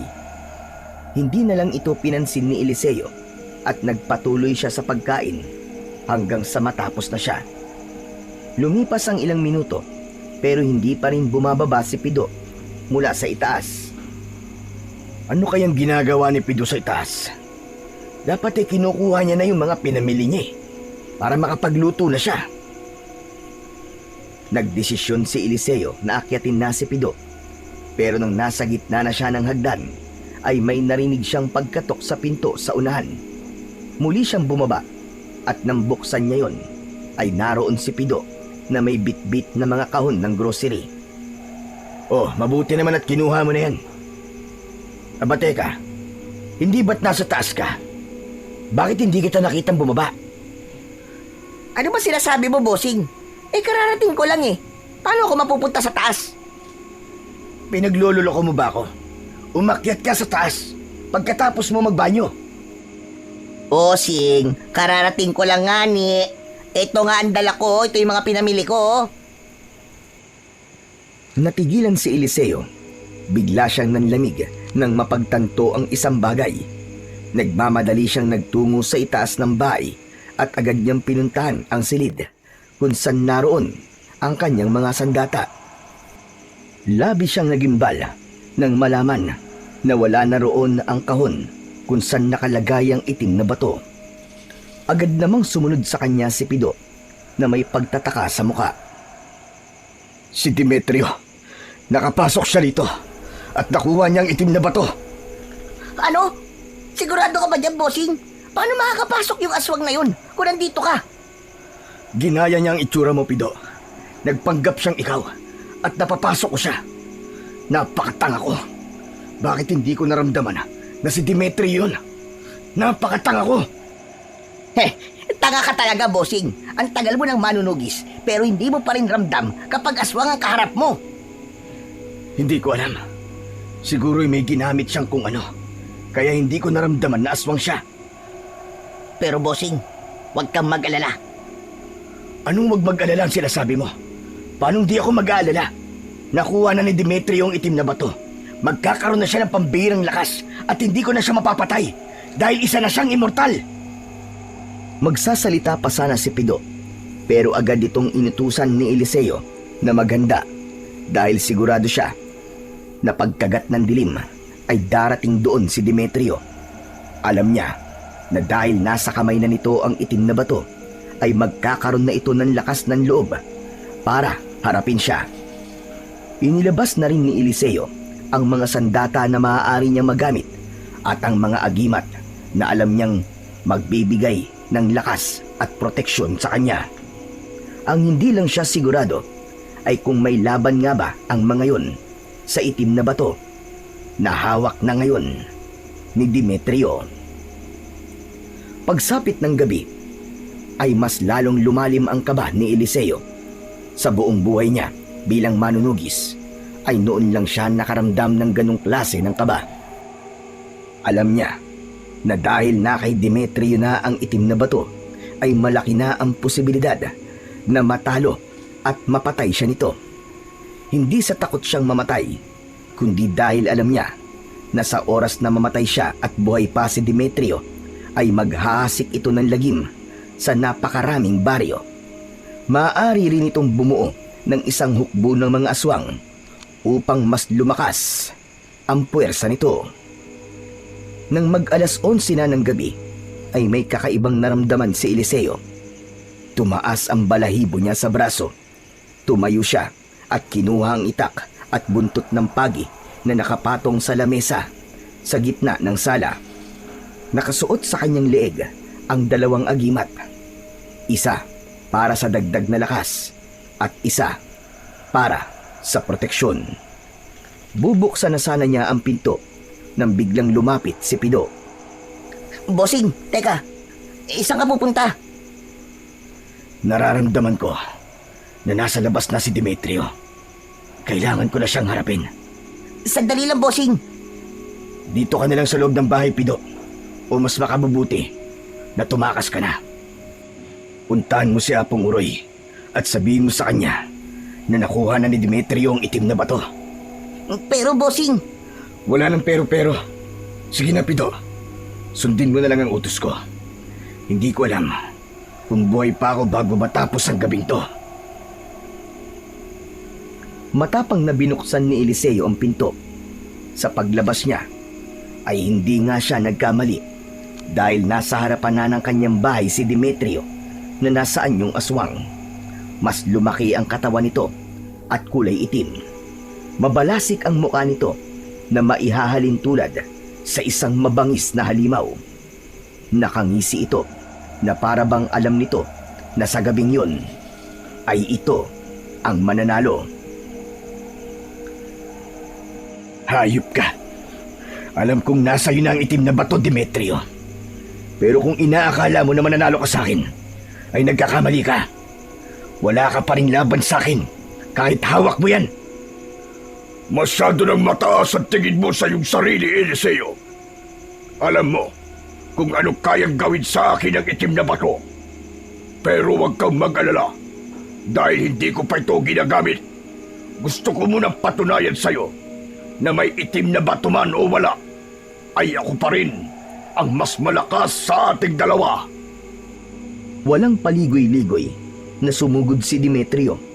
Mabilis ito pero tinapatan ni Eliseo ang bilis nito. Umiwas siya sa unang atake ng aswang at hinampas ito ng buntot ng pagi. Napaurong si Demetrio pero hindi huminto si Eliseo. Alam niya na hindi niya to dapat bigyan ng pagkakataon na masaktan siya. Sinaksak niya ito ng itak sa balikat. Tumalon si Demetrio palayo kay Eliseo, sabay ngisi. Dinilaan ito ang sugat nito sa balikat. Wala ka pa rin kakupas-kupas, Eliseo. Kahit matagal ka nang huminto sa pakikipaglaban sa aswang, ay mahusay ka pa rin. Mabuti alam mo. Kaya kung ako sa'yo, ibalik mo na sa akin ang itim na bato. Dahil kahit maging immortal ka pa, ay tatagtarin kita ng pinong-pino na parang bopis para mawalang ka na lalo ng silbi. Matagal kong inasam na makuha sa iyo ang itim na bato. Kaya walang dahilan para ibalik ko pa ito sa iyo. Umiim ang bagang ni Eliseo at mas lalong tumindi ang kagustuhan niyang wakasan na ang buhay ni Demetrio. Sumugod siya at naging sunod-sunod ang pag-atake niya. May ilan na tumama kay Demetrio pero mas marami ang naiwasan ito. Kahit sugatan na si Demetrio ay hindi pa rin ito sumusuko. Biglang tumalon si Demetrio at iniwasan ni Eliseo ang paghampas ng mga kuko nito. Ngunit sa sunod na pag-atake ni Demetrio ay sinunggaban nito ang kamay ni Eliseo kaya nabitiwan niya ang buntot ng pagi. Muling sumugod si Demetrio at sinuntok si Eliseo sa sikmura. Napaurong si Eliseo pero mabilis siyang gumanti ng isang saksak ng itak sa tagiliran ni Demetrio. Galit na galit ang aswang. Hinawakan nito ng maigpit ang braso ni Eliseo at sinuntok siya nito ng malakas sa muka. Nahilo si Eliseo at bumagsak siya sa lupa. Bago pa siya makabangon, ay mabilis na ibinaon ni Demetrio ang matutulis nitong mga kuko sa dibdib niya. Napasigaw si Eliseo sa sakit. Umagos ang dugo mula sa kanyang sugat. Bumagsak siyang muli habang nakatihaya sa lupa. Mabigat ang katawan niya. Malabo na ang kanyang paningin. Hawak pa rin niya ang kanyang itak pero nanginginig na ang kanyang kamay. Sa paanan niya ay nakatayo si Demetrio habang nakangisi. Binabawi ko na ang sinabi ko kanina.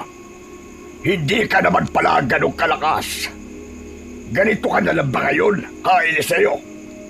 Hindi ko akalaing ganito kabilis ang pagbagsak ng kinatatakutang manunugis. Partida pa yan. Hindi ko pa ginagamit ang itim na bato. Hindi mo na sumagot si Eliseo sa pangahamak na yon ni Demetrio. Pinilit niyang bumangon pero bawat galaw niya ay may kapalit na sakit. Sa sandaling yon ay napatunayan niya na talagang nagpalakas ng gusto si Demetrio para sa tagpong yon. Akala mo lang tapos na, Demetrio. Pero hindi pa ako talo. Talaga? Tignan mo nga ang sarili mo. Nakakaawa ka, Eliseo. Maya-maya pa ay inilahad ni Demetrio ang palad nito at nakita ni Eliseo ang itim na bato roon. Tumiim ang bagang niya at pinilit niyang tumayo kahit nanginginig ang kanyang mga tuhod. Sa tingin ko, ay panahon na para mapasakin ang kapangyarihan ng itim na bato. Oras na para tanggapin ko ang kapangyarihan na dapat ay sa akin na noon pa man. At pagkatapos kitang patayin, Eliseo, bubuo ako ng hukbo ng mga aswang at sasakupin ko ang mga baryo na minsan mong pinotektahan. Hindi mo na ako mapipigilan sa aking mga plano. Isang malakas na halakhak ang pinakawala ni Demetrio. Isinubo nito ang itim na bato at nilunok. Tila naupos na ang pag-asa ni Eliseo. Alam niya na sa oras na lunukin ni Demetrio ang itim na bato ay agad na mapupunta rito ang kapangyarihan at lakas nun. Ngunit biglang natigilan si Demetrio. Napanganga ito na parabang nahihirapan itong huminga. Napakunot ang noo ni Eliseo sa reaksyon na yon ni Demetrio. Napahawak ang aswang sa leeg nito hanggang sa napaluhod ito sa lupa. Pilit nitong isinuka ang itim na bato pero hindi nito magawa. Anong nangyayari? Bakit bumara sa lalamunan ko ang itim na bato? Dahil hindi yan ang itim na bato, Gonggong. Sabay na napatingin sina Eliseo at Demetrio kay Pido na lumabas mula sa bahay. Hawak nito ang totoong itim na bato. Hindi talaga dudulas yung itim na bato sa lalamunan mo. Dahil peke yan. Japake! Hindi maaari. Ang itim na bato.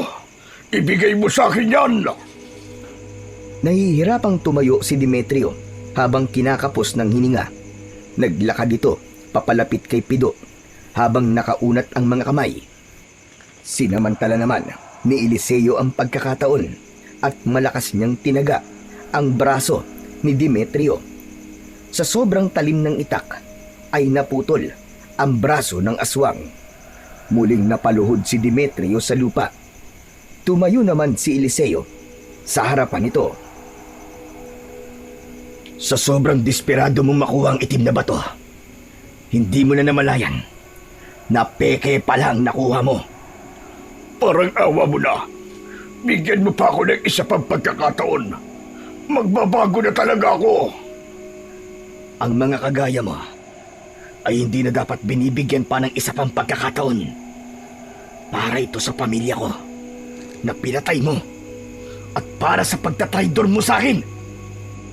Malakas na sumigaw si Eliseo at buong puwersa niyang itinarak ang itak sa leeg ni Demetrio. Lumagpas ang itak hanggang sa batok nito. Nang hilahin niya ang itak, ay bumagsak sa lupa si Demetrio habang nakanganga at nakabukas ang mga mata. Hindi nagtagal ay tumigil na ito sa paghinga at tuluyan ng binawian ng buhay. Tuwang-tuwa at nagtatatalon si Pido nang lumapit kay Eliseo. Grabe! Imba ka talaga, bossing! Napakagaling mo! Dapat mag-celebrate tayo! Magpainom ka naman! Pido, sabihin mo nga, paano napunta sa'yo ang tunay na itim na bato? At ano yung batong nakuha ni Demetrio? Ipaliwanag mo nga sa akin. Hindi ba't sabi ko sa'yo ay tutulungan kitang protekta ng itim na bato? Kaya naghanap ako ng kamukhang-kamukha ng itim na bato na yon. Tapos pinalitan ko yung nasa kwarto kung saan nakalagay ang mga sandata mo. Tapos, ako na ang nagtago ng tunay na itim na bato. Naisip ko kasi na baka makapasok bigla si Demetrio sa bahay mo. At nangyari nga. O di ba? Ang galing ko, bossing. Dapat may dagdag na ang sahod ko nito, ha? May ganyan ka palang plano, ha? Bakit hindi mo sinabi sa akin? Bossing, ilang beses ko nang gustong sabihin sa'yo eh. Pero palagi mo pinuputo na sasabihin ko eh. Kasalanan mo rin. Kaya wag mo ako sisisiin kung bakit hindi mo kaagad nalaman. Hindi bale. Ang importante ay patay na si Demetrio at hindi na nakuha ang itim na bato. Maganda ang ginawa mo, Pido. Ngayon lang ako humanga sa'yo. May isip ka rin pala. Huwag kang mag-alala. Dadagdagan ko talaga ang sahod mo. Yes! Sa wakas, magkakaroon na rin ako ng salary increase. Salamat po, Lord! Inuha na ni Eliseo ang itim na bato kay Pido. Matapos yun, ay inutusan niya na itong sunugin ang katawan ni Demetrio.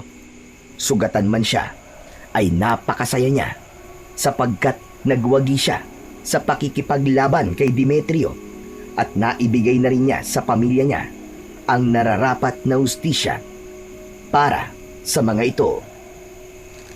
Kinabukasan ng umaga, naging bisita ni Eliseo ang doktor na tumingin sa kanya noon. Hindi yun inasahan ni Eliseo, pero may pakiramdam siya na may sasabihin itong importante sa kanya. O Dok, anong ginagawa niyo rito? Bakit naman kailangan niyo pang puntahan ako dito sa bahay ko? Pasensya na. Pero talagang kailangan kitang puntahan, Mr. Eliseo. Dahil napakalaki ng kasalanan ko sa'yo. Mangyaring nagkapalit kasi kayo ng resulta ng mga test ng isang pasyente. Anong ibig niyong sabihin? Matapos kong suriin muli ang mga record at test result mo, ay napag-alaman kong nagkaroon ng pagkakapalit sa pangalan ng isang pasyente. Ang resulta ng CT scan at iba pang test na sinabi ko sa inyo noon, ay hindi sa'yo, kundi sa ibang pasyente. Sa makatuwid, wala kang tumor sa utak at wala ring taning ang buhay mo, Mr. Eliseo. Hindi nakapagsalita si Eliseo sa nalaman niya mula sa doktor. Pakiramdam niya ay nananaginip lang siya ng sandaling yon hanggang sa biglang sinakal ni Pido ang doktor. Walang iya ka? Alam mo ba kung anong pinagdaanan ng bossing ko? Dahil sa pagkakamali mo, lintik ka? Pido, tama na! Huwag mo siyang patayin, Pido!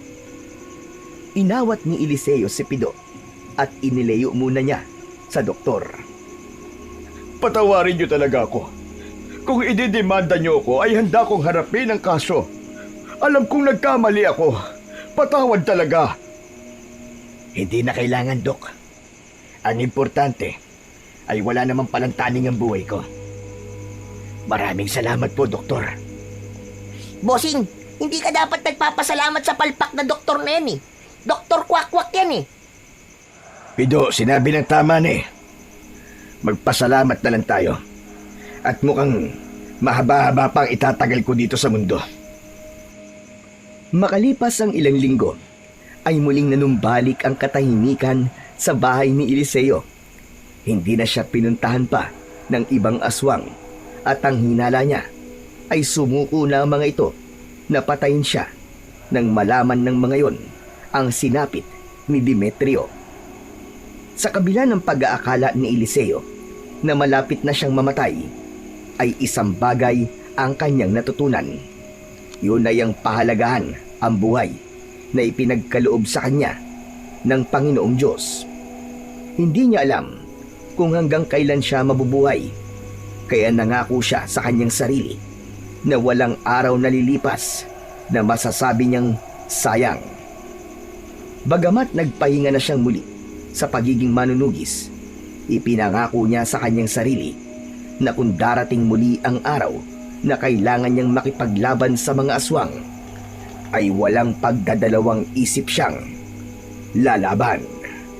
Hindi lang para sa kanyang sarili, kundi higit para sa mga taong walang kakayahan na ipagtanggol ang kanilang mga sarili laban sa mga kampon ng kadiliman.